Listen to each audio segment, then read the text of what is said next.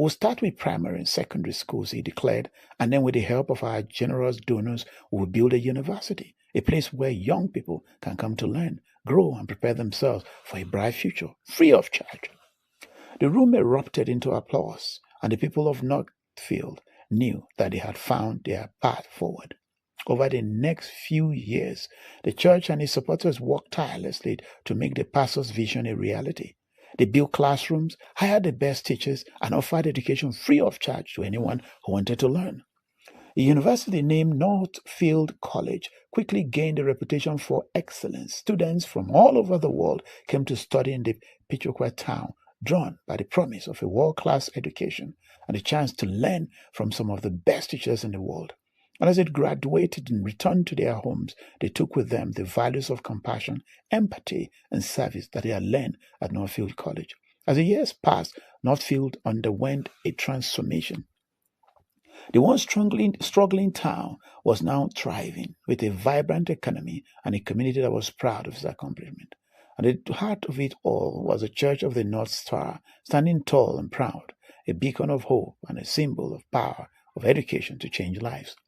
The church in the north grew by 100,000 members in 5 years, from little over 1,000. 773 churches are adopting the model, and the movement began that continued for 100 years.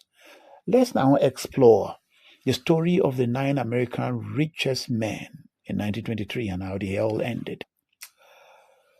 To continue there, I want us to look at Luke chapter 12, verse 20 to 24.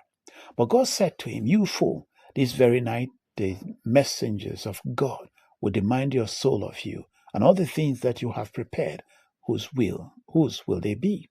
So it is with the one who continues to lay up and hoard possessions for himself and is not rich in relation to God. This is how he fares." And Jesus said to his disciples, "Therefore I tell you, do not be anxious and troubled with cares about your life as to what you would have to eat, or about your body as to what you would have to wear."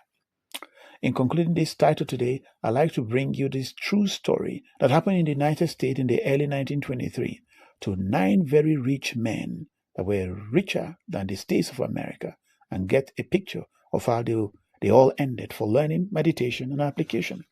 In 1923, 9 of the wealthiest people in the world met at Chicago's Edgewater Beach Hotel.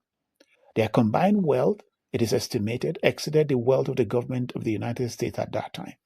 These men certainly knew how to make a living and accumulate wealth.